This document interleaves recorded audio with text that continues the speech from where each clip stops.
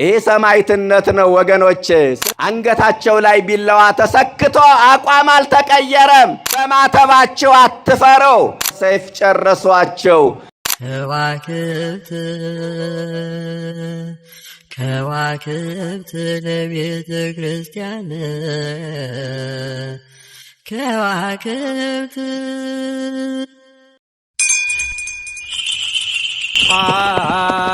አያር ገባሬተ ጊዮርጊስ ቅዱስ ሰማዕታት በሚል ኃይለ ቃል ለተወሰኑ ደቂቃዎች እንማማራለን። በዚህ ኃይለ ቃል ቸሮ አምላካችን ያስተምረናል። እኛም ልጆቹ በማስተዋል ሆነን እናደምጠዋለን። ደካማ መሆናችን እናውቃለን፣ ባዶነታችን እንረዳለን። ነገር ግን በደላችን ሳይመለከት ከሩቅም ከቅርብም አሰባስቦ አባታዊ በሆነው ፍቅሩ ጠርቶ በእድሜያችን ላይ ይህችን ሰዓት ተጨማሪ አድርጎ በዚህ ቅዱስ ስፍራ ሰብስቦናልና ልባችን በፍቅር አስማርከን እግዚአብሔር አባታችን ሚለንን እናደምጠዋለን። ለስተታችን ጥበብን ለድካማችን ኃይልን ከላይ ካርያም ይላክልን። እመብርሃን የምስጢር ጓዳነች፣ ለሁላችንንም ምስጢሩን ትግለጥልን። በነገር ሁሉ የቅዱሳን አምላክ ስሙ የከበረና የተመሰገነ ይሁን። ሰማዕታት በሚል ኃይለ ቃል ነው የምንማማረው። ይህንን ኃይለ ቃል የመረጥኩበት ምክንያት ዛሬ የሊቀ ሰማዕታት የቅዱስ ጊዮርጊስ ዓመታዊ የዕረፍት መታሰቢያ ቀን እንደመሆኑ መጠን ሰማዕታት በሚታሰቡበት ዕለት የሰማዕታቱን ክብር መግለጥ፣ ስለ ሰማዕታት መነጋገር አስፈላጊ ነው ብዬ ስላመንኩ ኃይለ ቃሉን መርጬዋለሁ። ሰማዕት የሚለው ሲበዛ ሰማዕታት የሚለውን ይሰጥ ማለት ነው። ሰማዕት ስንል ደግሞ ምስክር መስካሪ ማለታችን ነው።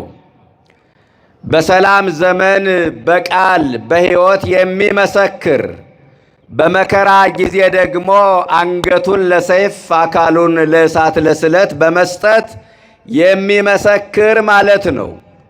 የሰማዕትነት መነሻው የቃል ምስክርነት ነው። ክርስቲያኖች ያስፈልጋል። ሰማዕትነት የቃል መነሻው የቃል መነሻ ነው። ምስክርነቱ መድረሻው ደግሞ አንገትን ለእሳት ለስለት መስጠት ነው። ቤተ ክርስቲያን ይህንን ሁላችንንም ልናውቅ የሚገባው ነገር ነው። ክርስቲያኖች ቤተ ክርስቲያን በደም ተመስርታ በሰማዕታት ደም እያጌጠች እስከ ዓለም ፍጻሜ ትቀጥላለች። እቺ ቤተ ክርስቲያን የተመሰረተችው በክርስቶስ ደም ነው። የተማገረችው በሰማዕታቱ አጽም ነው። የማገሩ ማሰሪያ ጅማታቸው ነው።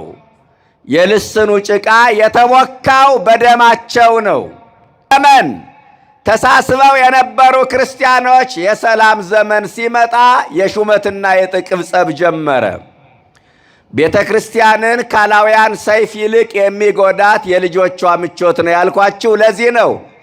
ዛሬም ቤተ ክርስቲያን ወከው ፈተናዋ የበዛው በምቾት ነው። ምዕመናን ቤተ ክርስቲያን ፈተና ውስጥ የገባችው ጥጋብ በወለደው ምቾት የመጣ ፈተና ነው። ልጆቿ በቅምጥልነትና በምቾት የሚኖሩ ልጆቿ መከራውን አራዝመውታል። ፈተናዋን አብዝተውባታል። ይህንን ማመን መረዳት ይገባል ክርስቲያኖች። እና ሰማዕትነት ክርስትና እስካለ ድረስ ሰማዕትነት አለ። ሰማዕታት ይቀበላሉ። አንደኛ እግዚአብሔርን በማምለካቸው መከራ ይቀበላሉ። ማንን? እግዚአብሔርን በማምለካቸው መከራ ይቀበላሉ።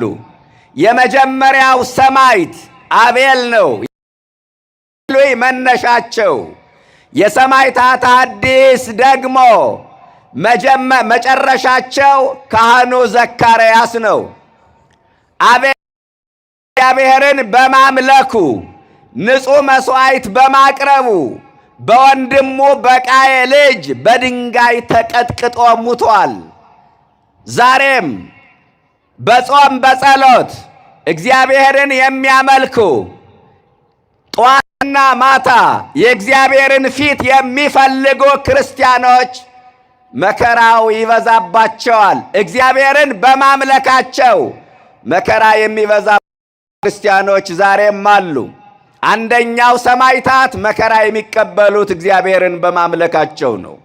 እያሳጠርኩ ነው ምነግራችሁ። ሁለተኛው ሰማዕታት በቅድስና ሆኖ ተገኘ። ይህ ለባቢሎናውያን አልተመቻቸውም። የተለየ በት ዳንኤል ወደ አናብስቱ ጉድጓድ ሲወረወር አናብስቱ ግን ዳንኤልን በፍቅር ተቀበሉት። ለአንበሶች ቀለብ ይሆናል ተብሎ ወደ ጉድጓድ የተወረወረ ዳንኤል የአናብስቱን ክንድ ተንተርሶ አደረ። የዳንኤል መዓዛ የአናብስቱን ረሃብ አስረሳ። እኛ የእግዚአብሔር ስንሆን ሁሉም ነገር የኛ ይሆናል። ጠላቶቻችን ሳይቀር ወዳጆቻችን ይሆናሉ። አባ ዘጊዮርጊስ አርጋኖን በተባለው ድርሰቱ ምን ይላል? እኛ የእግዚአብሔር ስንሆን ተፈጥሮ ይታዘዘናል ይላል። ዳንኤል ትክክለኛ የቅድስና ሕይወትን በመምረጡ መከራ ተቀብለዋል። ትክክለኛ ሕይወትን ስትመርጡ ትክክለኛ ባልሆኑ ሰዎች መገፋት ትጀምራላችሁ። ሦስተኛው ሰማዕታት በመስበካቸው መከራ ተቀብለዋል። ስለ እግዚአብሔር መንግሥት በመስበካቸው፣ ስለ ክርስቶስ የባሕርይ አምላክነት በመመስከራቸው ሰማዕታቱ መከራ ተቀብለዋል። ለዚህ ማሳያችን ዛሬ በዓሉን የምናከብርለት የሰማዕታት አለቃ ቅዱስ ጊዮርጊስ ነው። በነገሥታቱ ፊት ቆሞ ሰበከ፣ ያውም በሰባ ነገሥታት ፊት ስለ ክርስቶስ የባሕርይ አምላክነት መሰከረ። ያ ዘመን ክርስቲያኖች ያነሱበት፣ አረማውያን የበዙ ኪያከ ተወከሉ ወይታፍሩ አደል የሚለው መዝሙር 21 ቁጥር 5 ላይ አንተን አምነው አላፈሩም። እባካችሁ በስሙ አትፈሩ፣ በክርስትናችሁ አትፈሩ፣ በማተባችሁ አትፈሩ። በመስቀል ማተብ ማሰር፣ መስቀል ማጥለቅ የሚያሳፍራቸው ክርስቲያኖች እንዳሉ ታውቃላችሁ። በሚሰሩበት መስሪያ ቤት ሃይማኖታቸው ምን እንደሆነ ባይታወቅ የሚመርጡ፣ ቤተ ክርስቲያን መሄዳቸው፣ ገዳም መሳለማቸው ባይሰማባቸው ደስ የሚላቸው ክርስቲያኖች አሉ። ለምን ሲባል ኋላ ቀር ላለመ ተሳልመው ለማለፍ የሚከብዳቸው ክርስቲያኖች አሉ። በሃይማኖት ከማይመስሏቸው ሰዎች ጋር ሲሄዱ ካህን መንገድ ላይ ካዩ አይተው እንዳላዩ መስቀል ሳይሳለሙ ገሸሽ ብለው የሚሄዱ ክርስቲያኖች አሉ። በክርስትናችሁ በመስቀላችሁ አትፈሩ። በሃይማኖት ከማይመስሏቸው ሰዎች ጋር ምግብ ቤት ተገናኝተው ስመ እግዚአብሔር ጠርተው በስማም ብለው አቡነ ዘበሰማያት ደግመው አማትበው ለመብላት የሚቸገሩ ክርስቲያኖች አሉ። ለምን ሲባል የሌሎችን ስሜት ለመጠበቅ እና በክርስትናችሁ አትፈሩ፣ ግድ የላችሁም። በማተባችሁ አትፈሩ፣ ማተባችሁን አትፍቶ፣ መስቀሉን አታውልቁ። ከሰማዕታቱ የምንማረው ይህ ነው። መስቀሉን ስታወልቁ ራሳችሁን ለሰይጣን እንዳስማረካችሁ ቁመ በክርስትና ፊት ምስክርነትን እሰጣለሁ አላፍርም አለ። የነቢዩ የዳዊትን ቃል ደገመው። በሰባው ነገሥታት ፊት ቆሞ አላፈረም። የምታፍሩበትንና የማታፍሩበትን ነገር ለይታችሁ እወቁ። በዚህ ዘመን በሚያሳፍረው ነገር ላይ ትውልዱ አያፍርም፣ በማያሳፍረው ነገር ላይ ደግሞ ያፍራል። ተገላልጠው ሲሄዱ የአራዊትን ስል ሲያስነቅሱ የማያፍሩ ሰዎች አሉ አደለ? ነውር በአደባባይ ሲናገሩ፣ ነውርን በአደባባይ ሲፈጽሙ እማያፍሩ ክርስቲያኖች አሉ። ኦርቶዶክሳዊ ነኝ ለማለት ግን ያፍራሉ። ማተቡን ለማሰር መስቀሉን ለማጥለቅ ግን ያፍራሉ። የምናፍርበትንና የማናፍርበትን ነውር ጌጥ ያደረጉ ሰዎች አሉ አደል? በዚህ ዘመን ከባህል ከወግ ከእሴት ያፈነገጡ ከሞራል ልዕልና የወረዱ ከሰውነት ባህሪ የወጡ ሰዎችን የምናይበት ዘመን ነው። ኀፍረት ጸጋ ነው። ምእመናን የሚገባ ኀፍረት አልገባ ኀፍረት አለ። የክርስቶስ እስረኛ በመሆንህ አትፈር አለው ጳውሎስ ጢሞቴዎስን። የክርስቶስ በመሆናችን አንፈር። ባለማተብ በመሆናችን፣ ባለመስቀል በመሆናችን፣ ኦርቶዶክሳውያን በመሆናችን አንፈር፣ አንሸማቀቅ። ተቀዳጀ ክብርና ምስጋና ለስሙ ይድረሰው። 7 የክብር አክሊላትን የድካም ዋጋን የሚያስብ አምላክ በድካሙ ልክ 7 ዓመት ዋጋ ከፍሏልና 7 ዓመት መከራ ተቀብሏልና 7 ከአበባ ጉንጉን የተሰሩ 7 የክብር አክሊላትን ተቀዳጀ እና አንገቱ ሲቆረጥ ደግሞ ደምና ውሃ ቢፈስ አይገርምም እና ወተት ከአንገቱ መውጣቱ ግን ያስገርማል። በሞቱ ምስጢረ ሥላሴን ሰበከ ጊዮርጊስ። አብ ኀሊብ አይደል የሚለው መጽሐፋችን። ወተት የአብ ምሳሌ ነው። ደሙ ደግሞ የመንፈስ ቅዱስ ምሳሌ ነው። በአምሳለ እሳት ይሰጠናልና ውሃው የክርስቶስ ምሳሌ ነው፣ የሕይወት ውሃ ነውና በሞቱ ምስጢረ ሥላሴን ሰበከ ሰማዕቱ ቅዱስ ጊዮርጊስ። ስለዚህ ሰማዕታት በመስበካቸው መከራ ይቀበላሉ ነው። አማኞችን ለሰማዕትነት የሚያበቃቸው ምንድን ነው? በነጥብ እያየን ነው ምንሄድ። ሰማዕት ማለት ምን ማለት እንደሆነ አይተናል። ሰማዕትነትና ክርስትና ተለያይተው አያውቁም፣ ተነጋግረናል። ቀጥሎ ሰማዕታት በ3 መንገድ መከራ ይቀበላሉ አይተናል። አማኞችን ለሰማዕትነት የሚያበቃቸው ምንድን ነው? 2 ነገር ደግሞ እዚህ ጋር እናንሳ። አማኞቹን ለሰማዕትነት የሚያበቃቸው አንደኛ አላውያን ነገሥታት ናቸው። ጨካኝ መሪዎች አማኞቹን ለሰማዕትነት ያበቃሉ።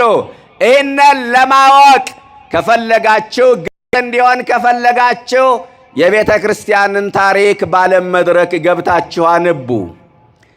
በዘመነ ኔሮን፣ በዘመነ ቄሳር፣ በዘመነ ትራጃን፣ በዘመነ ዲዮቅልጥያኖስ ክርስቲያኖች አሰቃቂ መከራ ተቀብለዋል።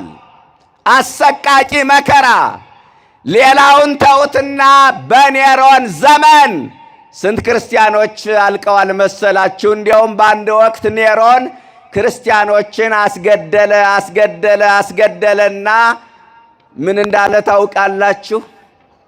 አዎ ሰለቸው፣ መግደል ይሰለቻል። የሁሉ ሰው ሆነልኝ አለ ይባላል። ይገርማል። ምን አለ የሁሉ ሰው አንገት አንድ ደማቸው ፈሶ አይቀርም ሆኖ ይበቅላል። አፍን ቁረጡት ችግኙ በስቶ ይወጣል። ክርስትና በመከራ የሚባዛ ሃይማኖት ነው። አንዳንዶቻችን እየሞትን እንዴት ነው ምንበዛ ልትሉ ትችላላችሁ። አዎ ሰውኛው ያስኬዳል። የመጣንበት የቤተ ክርስቲያን ታሪክ ግን ክርስትና በመከራ የሚባዛ ሃይማኖት መሆኑን ነው የቤተ ክርስቲያን ታሪክ የሚነግረን።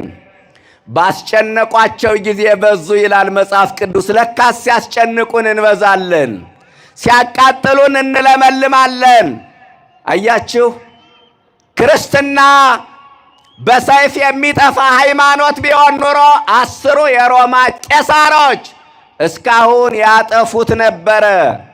እና አባቶቻችን ቤተ ክርስቲያኒቱን በመከራ አሻግረው ዛሬ ላይ ያደረሷት። እነ ጴጥሮስ ቁልቁል ተሰቀሉላት፣ እነ ጳውሎስ ተሰየፉላት፣ እነ አግናጤዎስ ለአንበሳ ተላልፈው ተሰጡላት። ሰማዕቱ ቅዱስ ጊዮርጊስ 7 ዓመት እንደ ጧፍ ነደደላት። ክርስትና እኛ ጋር የደረሰው አልጋ ባልጋ አይደለም። እናንተ ዋጋ ተከፍሎበት ነው እዚህ የደረሰው። ይህንን መረዳት ይገባል። ዋጋ ተከፍሎበት በጣም በዛን ዘመን የነበሩ ጨካኝ መሪዎች ምን እንደሚያደርጉ ታውቃላችሁ? የክርስቲያኖች ጥባታቸው፣ አይበገሬነታቸው፣ ተስፋ ለመቆረጣቸው እያበሳጫቸው ምን ያደርጋሉ መሰላችሁ? ወታደሮችን ሰይፉን በደንብ ሳሉትና ወደ ክርስቲያኖች ሂዱ ይሏቸዋል። እና እስኪብለጨለጭ ድረስ እንደ መስታወት ሰይፉ እስኪብለጨለጭ አድርገው ስለው ወደ ክርስቲያኖች ሲሄዱ የሚገርማችሁ ነገር ክርስቲያኖችና ወታደሮች ሰይፉን የሚመለከቱበት እይታ የተለያየ ነበረ። ወታደሮቹ ሰይፉን የሚያዩት ቶሎ ቀንጠስ እንደሚችል አድርገው ነው።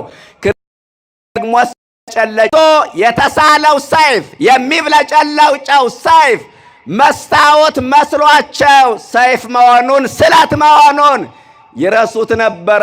ከኋላ ደግሞ አክሊል የዘረጋ የመድኃኔ ዓለም ክንድ ይታያቸው ነበረ። ክብርና ምስጋና ለስሙ ይድረሰው። የመድኃኔ ዓለም ክንድ አይዟችሁ እያለ እግዚአብሔር በሰማዕታት አደባባይ ሰማዕታትን ያበረታ ነበረ። በጣም የሚገርማችሁ ነገር የግብፅ ቤተ ክርስቲያን ከመከራው ብዛት የተነሳ ዘመኑን ዘመነ ሰማዕታት ብላ ሰይመዋለች። ከ284 ዓመተ ምህረት ጀምሮ ሰማዕታቱን ለማሰብ ስትል ከመከራው ብዛት የተነሳ ብዙ ክርስቲያኖች ስላለቁ ዓመቱን ዘመኑን ዘመነ ሰማዕታት አለችው። የእኛ አባቶች ግን አላውያን ካደረሱብን መከራ በጌታ ያገኘነው በረከት ይበልጣል ብለው የዘመን መቁጠሪያችን የክርስቶስ ልደት እንዲሆን አደረጉ። ግብፅ ግን ከመከራዋ ብዛት የተነሳ የቀን መቁጠሪያዋን ሳይቀር ቀይራለች። ሁለተኛ አማኞችን ለሰማዕትነት የሚያበቋቸው መናፍቃን ናቸው። ምን ናቸው? ምእመናን መናፍቃን። ይሄ በአትናቴዎስ ዘመን የነበረውን የቤተ ክርስቲያን ታሪክ ማየት ነው። አርዮሳውያን ከመንግሥት ጋር ወዳጅነትን በፈጠሩበት ዘመን በቅድስት ሥላሴ የሚያምኑትን በክርስቶስ የባሕሪ አምላክነትን የሚያምኑትን ክርስቲያኖች ምን ያህል አሰቃቂ መከራ ያደርሱባቸው እንደነበረ ታሪክ መዝግቦታል። ዛሬም ጊዜ የሰጠው ቅል ድንጋይ ይሰብራል እንደሚባለው ምቹ አጋጣሚውን እንደ ምቹ ነገር በመጠቀም በክርስቲያኖች ላይ ዛቻ፣ ንቀት፣ ማስፈራሪያ የሚያደርሱ መናፍቃን በርካታ ናቸው። በመናፍቃን በኩል መከራ የሚቀበሉ ሰማዕት የሚሆኑ ክርስቲያኖች ዛሬም በዘመናችን አሉ። አማኞቹን ለሰማዕትነት የሚያበቋቸው አላውያን ነገሥታትና መናፍቃን ናቸው በዋናነት። ሦስተኛው ነጥብ የምናየው ሰማዕታት የሚባሉት ምን የፈጸሙ ናቸው? በምን አይነት መንገድ በምን አይነት ተጋድሎ ያለፉ ናቸው? ቅዱስ ኤፍሬም በሦስት አረፍተ ነገር ገልጦታል። የሰማዕታቱ መገለጫ ምን እንደሚመስል በሦስት አረፍተ ነገር ቅልብጭ አድርጎ አማን መነኑ ሰማዕት ጣዕማ ለዚህ ዓለም፣ ሰማዕታቱ የዚህን ዓለም ጣዕም ናቁ። ሰማዕታት የሚባሉት የዚህን ዓለም ጣዕም የናቁ ናቸው። ሰማዕታት የሚባሉት አቤት የዚህን ዓለም ጣዕም የናቁ፣ ጣዕም እያለ ጣዕሙን የናቁ፣ ምቾት እያለ ምቾቱን የተጸየፉ ሰማዕታት ይባላሉ። የዚህ ዓለም ጣዕም ስንቱን አንበረከከው፣ ስንቱን ከመንፈሳዊ ሕይወት ለየው፣ ስንቱን ከክብር አጎደለው። ይህች ዓለም ጣዕሟን እያሳየች ስንቱን እንደ ሸንኮራ መጠጠችው መሰላችሁ። በዚህ ዓለም ጣዕም ያልተንበረከከር ተድላ ዓለም ያላሸነፈው የቅድስና ልብሱን አውልቆ ያልጣለ በፈሪሃ እግዚአብሔር የተጎበኘ በዚህ ዘመን ሰማዕት ነው እሱ። ምእመናን የዚህ ዓለምን ጣዕም የናቀ የላመ የጣመ ከመቅመስ የሞቀ የደመቀ ከመልበስ ተከልክለው ፍላጎታቸውን ያሸነፉ ራሳቸውን የገዙ ምኞታቸውን የተቆጣጠሩ እነሱ ሰማዕታት ይባላሉ። አንደኛ የዚህን ዓለም ጣዕም የናቁ ሰማዕታት ይባላሉ። ሁለተኛ ደማቸውን ስለ እግዚአብሔር ያፈሰሱ ሰማዕታት ይባላሉ። ሰዎች በተለያየ ምክንያት ደማቸውን ያፈሳሉ። ስለ ክብራቸው ደማቸውን የሚያፈሱ፣ ስለ ስማቸው፣ ስለ ሀገራቸው፣ ስለ ወገናቸው ደማቸውን የሚያፈሱ ሰዎች እንዳሉ እናውቃለን። የሚለየው ግን ስለ እግዚአብሔር ብለው ደማቸውን የሚያፈሱ ሰማዕታት ይባላሉ። ብዙዎቹ ስለ እግዚአብሔር ደማቸውን አፍስሰዋል። እነ ቅዱስ ጊዮርጊስ ስንቶቹን ዘርዝሮ መናገር ይቻላል። ሩቅ ሳንሄድ በዘመናችን 2007 ዓመተ ምህረት ይመስለኛል ታስታውሳላችሁ። የዚህ የቂርቆስ ልጆች የአዲስ አበባ ልጆች ኑሯቸውን ለማሸነፍ ወደ ሊቢያ ተጓዙ አይደል? ሊቢያ ድንበር ላይ ሲደርሱ ያልጠበቁት ነገር ገጠማቸው። ከኛ ጋር ሆኖ ኑሮ ያልፍላችኋል፣ ብዙ ብር ብዙ ገንዘብ መቁጠር ትችላላችሁ አሏቸው። እና ጀግኖቹ ምን አሉን? ያ 30 ወጣቶች እኛ የመጣነው ሀገር ለመቀየር እንጂ ሃይማኖት ለመቀየር አይደለም። እኛ የመጣነው እና አቡነ ጴጥሮስ ደረታቸውን ለጥይት ከሰጡባት ሀገር ነው። እኛ የመጣነው የሰማዕቱ የቅዱስ ጊዮርጊስ ተጋድሎ ከሚገለጥባት ሀገር ነው። እኛ የመጣነው የ3 ዓመቱ ብላቴና የቂርቆስ ታሪክ ከሚተረክባት ሀገር ነው። የቂርቆስም ልጆች ነን። ማተባችን አንፈታም፣ ማተባችን አንፈታም፣ ማተባችን አንበጥስም። ማተባችን ከሚበጠስ አንገታችን ይበጠስ። መስቀሉን አናወልቅም፣ ክርስቶስን አንክደውም። ዋጋ ከፍሎልናል። ከዓለም ፍቅር የክርስቶስ ፍቅር ይበልጥብናል አሉ ጀግኖች። እንደናንተ ቁጭ ብለው ጉባኤ የተካፈሉ የቅዱሳንን ገል የሰሙ እንዲህ ነው እኮ ነገረ ሰማዕታትን ስንማር እንበረታለን። እና አይሆንም አሏቸው። 1 ወር ሙሉ ለመኗቸው። 29 ደቂቃ አንገታቸው ላይ ቢላዋ ተሰክቶ የፍርሃት ምልክት አልታየባቸውም ነበረ። ማን ይታያቸው ስለነበረ? ቀራንዮ ላይ የተሰዋው በግ ይታያቸው ነበር። ሰማዕቱ ቅዱስ ጊዮርጊስ አይዟችሁ እያለ ያበረታቸው ነበረ። እና 29 ደቂቃ አንገታቸው ላይ ቢላዋ ተሰክቶ አቋም አልተቀየረም። ጭራሽ ሊያናግሯቸው አልፈለጉም። መጨረሻ ላይ ከፊሎቹን ጥቁር ልብስ አለበሷቸው፣ ከፊሎቹን ብርቱካናማ ልብስ አለበሷቸው። ጥቁር ልብስ የለበሱትን በሰይፍ ጨረሷቸው። ብርቱካናማ ልብስ የለበሱትን በጥይት ደብድበው ገደሏቸው። ሙተው ሞት ዲያብሎስን አሸነፉት። ክብርና ምስጋና ለወጣቶቹ ይድረሳቸው። እንዲህ አይነት ወጣት ነው ዛሬ ቤተ ክርስቲያን የምትፈልገው። ራሳቸውን ለሰማዕትነት የሚያዘጋጁ ወጣቶቹን ትፈልጋለች። ይገርማል። ስለ ቅዱስ ጊዮርጊስ ስንናገር ውሸት ነው ለሚሉን መናፍቃን መልስ ሰጠውልን አልፈዋል። ስለ ሰማዕታቱ ስንተርክ ውሸት ነው ለሚሉን መናፍቃን መልስ ሰጠው አልፈዋል። ከሃዲው ሲበዛ መናፍቁ ሲበዛ የቅዱሳንን ቃል ኪዳን የሚንቀው ትውልድ ከቀን ወደ ቀን እየበረከተ ሲመጣ እነዚህን ወጣቶች የዘመኑ ቅዱሳን አድርጎ አስነሳልን። የትናንቶቹን ሊያስታውሰን ስለፈለገ እግዚአብሔር ኢትዮጵያ ላይ ዛሬ ለሚቀጣጠለው የሰማዕትነት እሳት የለኮሱት የአዲስ አበባ ልጆች ሊቢያ በረሃ ላይ ነው። እያችሁ እንዲህ ነው ነገረ ሰማዕታትን እየተማሩ ማደግ ለዚህ ያበቃል። ክርስቲያኖች ግብረ ሰዶም እየሆነ ባለው ትውልድ መካከል፣ ልቅ እየሆነ ባለው ትውልድ መካከል ሃይማኖትን መውደድ እስከ ሞት እንደሆነ አሳዩን። ሃይማኖትን ማፍቀር አንገትን ለሰይፍ እስከ መስጠት እንደሆነ አመላከቱን። ስለ እግዚአብሔር ደማቸውን ያፈሰሱ ማለት እነዚህ ናቸው። በዚህ በዮሐንስ ራእይ ምዕራፍ 14 ቁጥር 13 ላይ በጌታ የሚሞቱ ብፁዓን ናቸው ይላል። ይህን ቃል ተናገሩት እስቲ። በጌታ በሉ። የሚሞቱ ብፁዓን ናቸው።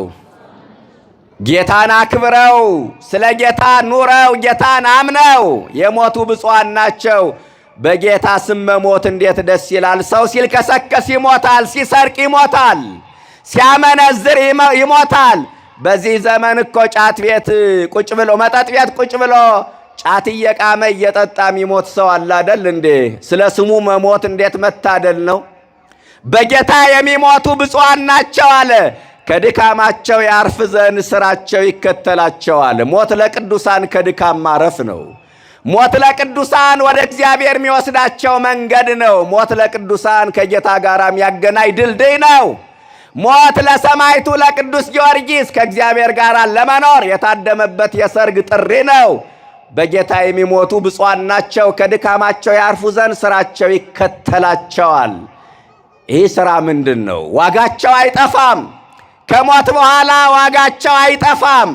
ስልጣናቸው አይረሳም። አንዳንዶቹ በሕይወት እያሉ ያማልዳሉ፣ ከሞት በኋላ አልቆላቸዋል። እንደ አሮጌ ዕቃ የሚወረውራቸው የሚመስላቸው ሰዎች አሉ። ሥራቸው ይከተላቸዋል። የሞትን ድልድይ ይሻገራል ሥራቸው። ቅዱሳን በሕይወት የሰሩት ሥራ ታምር ማድረግ አይደለ? ከሞት በኋላ ታምር ሲያደርጉ እናያለን። ቅድም ነግሬያቸው የለ ጊዮርጊስ ከተቆረጠ በኋላ አንገቱ ደምና ውሃ ወተት ፈሰሰ። ቅዱሳን ከሞት በኋላ ታምር ያደርጋሉ ስንል በምክንያት ነው። ለካስ በጌታ የሚሞቱ ብፁዓን ናቸው፣ ከድካማቸው ያርፉ ዘንድ ሥራቸው ይከተላቸዋል። ሁለተኛው ስለ ጌታ የሞቱ ስለ እግዚአብሔር ደማቸውን ያፈሰሱ ሰማዕታት ይባላሉ። ሦስተኛ መራራ ሞትን የታገሱ እነሱ ሰማዕታት ይባላሉ። መራራ ሞት ማለት ምን ማለት ነው? እንደነ ቅዱስ ጊዮርጊስ በመንኮራኩር መፈጨት፣ በመጋዝ መሰንጠቅ፣ በጋለ ብረት መቃጠል፣ በፈላ ውሃ መቀቀል፣ በእሳት መለብለብ መራራ ሞት ይሏቸዋል። ይህ ነው መራራ ሞት ይሏቸዋል። ይህ ነው። መናገር ቀላል ነው፣ ሕይወቱን መኖር ከባድ ነው። ምእመናን በጣም ነው የሚገርመው። መራራ ሞት የመንግሥተ ሰማይን ጣዕም የገሃነምን ምሬት አውቀው መከራ የተቀበሉ ሰማዕታት ይባላሉ። የገሃነም ምሬት ምንድን ነው? ማርቆስ ነግሮን የለ ትሉ የማያንቀላፋበት እሳቱ የማይጠፋበት። ይህ እንዲያው ተረት ተረት እንዳይመስላችሁ በቅዱስ መጽሐፍ ላይ የተመዘገበ ቃል ነው። የገሃነም ምሬት ትሉ ማያንቀላፋበት እሳቱ ማይጠፋበት ስፍራ ነው። የመንግሥተ ሰማይ ጣዕምስ ምንድን ነው? መቼም እየራበን ምን ጾመው፣ እየደከመን ምናስቀድሰው፣ ሌሊት በሰዓታት ማለዳ በኪዳን ቀን በቅዳሴ ማታ በሰርክ ጉባኤ ተገንተን መድኃኔ ዓለምን ደጅ የምንጠናው የመንግሥተ ሰማይን ጣዕም አውቀን ይመስለኛል። አይመስላችሁም? ሌላ ዓላማ አላችሁ እንዴ? የመንግሥተ ሰማይ ጣዕም ምንድን ነው? ዓይን ያላያት ጆሮ ያልሰማት በሰው ልብ ያልታሰበች እግዚአብሔር ለወዳጆቹ ያዘጋጃት አግኝተን ማናጣት ገብተን ማንወጣባት በዘር በቋንቋ ተቧድነን ግጭት ማንፈጥርባት የዚህ ዓለም ባለሥልጣን ማይገዛት ፍጡር ማያዝዝባት መንግሥተ እግዚአብሔር በመንግሥተ ሰማይ የሚገኘው ደስታ ከመላእክት ጋር ቅዱስ ቅዱስ እያሉ የሚኖሩት ሕይወት የመንግሥተ ሰማይ ጣዕም ይባላል። የመንግሥተ ሰማይን ጣዕም አውቀው የገሃነምን ምሬት አውቀው መከራ የተቀበሉ ሰማዕታት ይባላሉ። እና የዚህን ዓለም ጣዕም የናቁ ደማቸውን ስለ እግዚአብሔር ያፈሰሱ መራራ ሞትን የታገሱ ሰማዕታትን ቤተ ክርስቲያኒቱ ታስባቸዋለች። ዓለም ያገለገሏትን ሐውልት ታቆምላቸዋለች። በስማቸው መንገድ፣ ትምህርት ቤት፣ አዳራሽ፣ ሆስፒታል ትሰይምላቸዋለች። ዓለምን አገልግለዋልና። ሰማዕታት ያገለገሉት በእግዚአብሔር ቤት ነው። በቤቱ ታስበዋሉ። ዛሬ በትንቢተ ኢሳይያስ ምዕራፍ 56 ቁጥር 4 ላይ ሰንቤቴን ስለሚጠብቁ ደስ የሚያሰኘውን ነገር ስለሚመርጡ ዣንደረቦች በቤቴና በቅጥሬ ከወንዶችና ከሴቶች ይልቅ የሚበልጥ የማይጠፋ የዘላለም ስም እሰጣቸዋለሁ አለ እግዚአብሔር። ቤቱ የእግዚአብሔር ነው። የሚመለከው እግዚአብሔር ነው። የሚፈተተው ሥጋ የሚቀዳው ደም የእርሱ ነው። በቤቱ ግን ቅዱሳን እንዲታሰቡ ፈቀደ። የጊዮርጊስ ቤተ ክርስቲያን፣ የጊዮርጊስ ጸበል፣ የጊዮርጊስ ታቦት ተብሎ እንዲታሰብ ፈቀደ። በሕንፃው እንዲታሰቡ፣ በጸበሉ እንዲታሰቡ፣ በታቦቱ እንዲታሰቡ እግዚአብሔር ፈቀደ። ወገኖቼ ስለ ሰማዕታት መማር ለምን እንደሆነ ጥቅሙ ታውቃላችሁ? ሌሎችን ለሰማዕትነት ያጫል። ዛሬ በክርስትናቸው ምክንያት ዋጋ የሚከፍሉ ሐዘን፣ ትካዜ፣ ዋይታ፣ ሰቆቃ የሚደርስባቸው የሰማዕታቱን ታሪክ ባነበበው ቁጥር በእምነታቸው እንዲጠነክሩ ያደርጋቸዋል። ስለ ሰማዕታት መማር አማኞች በእምነታቸው እንዲጠነክሩ ማስቻል ነው። ጥንካሬ እንዲያገኙ፣ መንፈሳዊ ኃይል እንዲያገኙ ማስቻል ነው። የሰማዕትነት መነሻው ምንድነው? ይህንን እኔና ትምህርታችንን ጨርስ። ሰማዕታት ማለት ምን ማለት ነው የሚለውን አይተናል።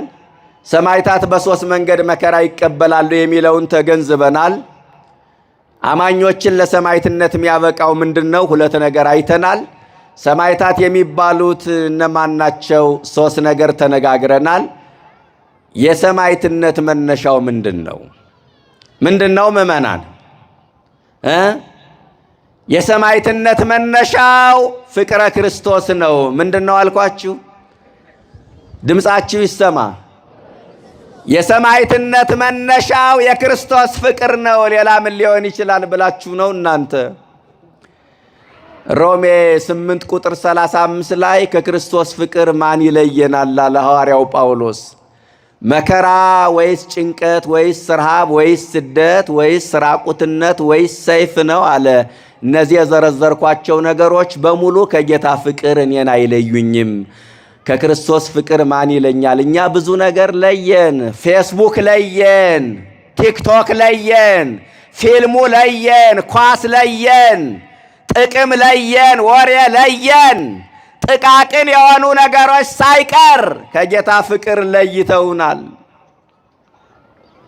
ሰይፍ ሳይመዘዝበት የካደ ትውልድ እንዳለ ታውቃላችሁ። ለዓለም ወዶ ገብ የሆነ ትውልድ እንኳን አንገቱን ለሰይፍ ሊሰጥ ይቅርና በገንዘቡና በጊዜው ለእግዚአብሔር መታመን ያቃተው ስንት ሰው አለ መሰላችሁ?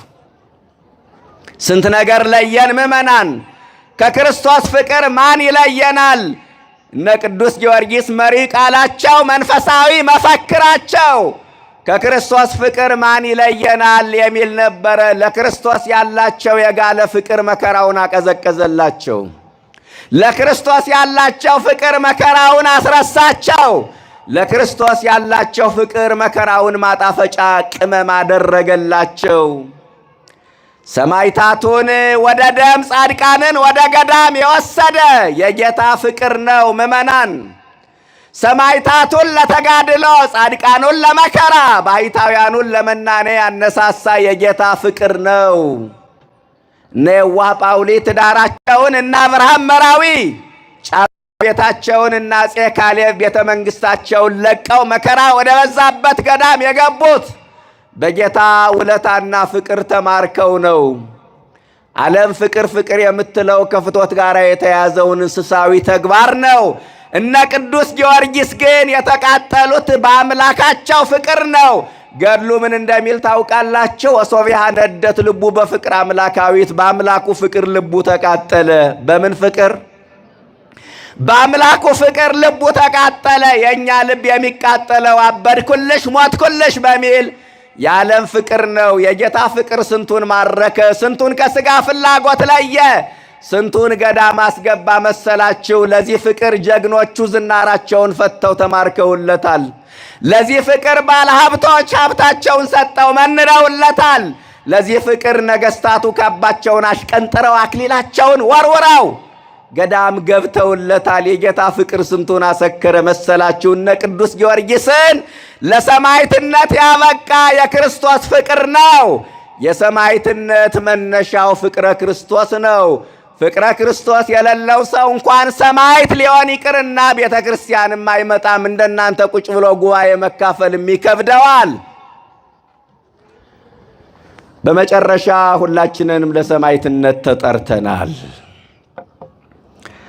ሰማዕትነት በነ ቅዱስ ጊዮርጊስ ብቻ ያበቃ እንዳይመስለን፣ አይነቱና መጠኑ ይለያይ እንጂ ዛሬም እኛ ለሰማዕትነት ተጠርተናል። የሚለያየው የመጠን ጉዳይ ነው። አይነቱ መጠኑ ሊለያይ ይችላል። ሰማዕት ዘንበለ ደም የሚባል አለ ምዕመናን።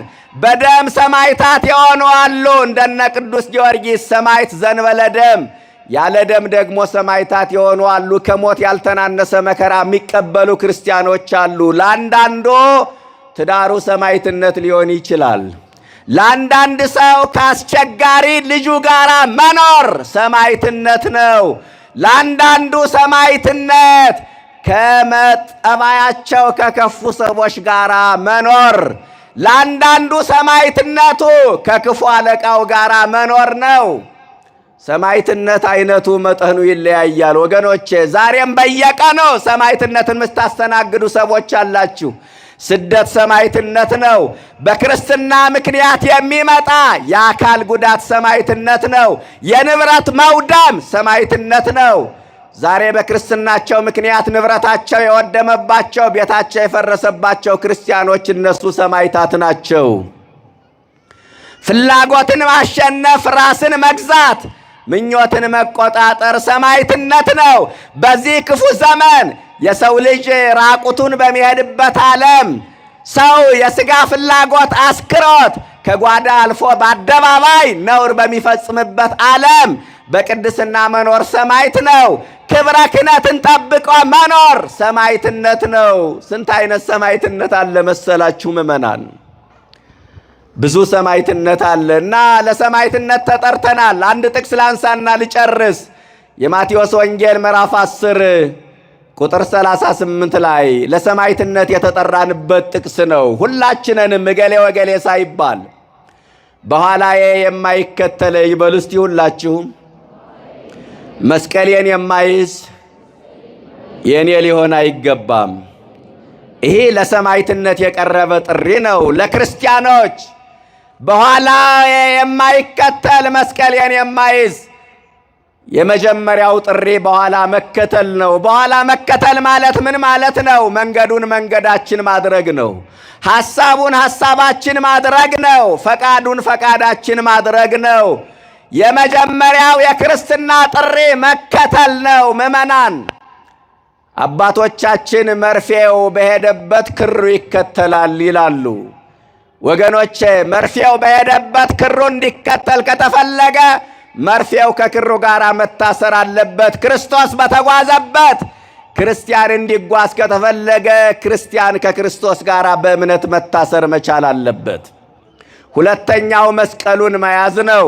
መስቀሉን መያዝ ማለት ክርስቶስን በመከራ መምሰል ነው። እንደነ ቅዱስ ጊዮርጊስ የመከራው ተካፋይ መሆን ነው።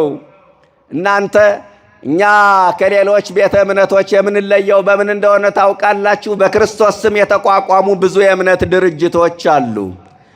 እኛ ከነሱ የምንለየው ቅዱስ ጊዮርጊስ ያማልዳል አያማልድም በሚል ብቻ አይደለም።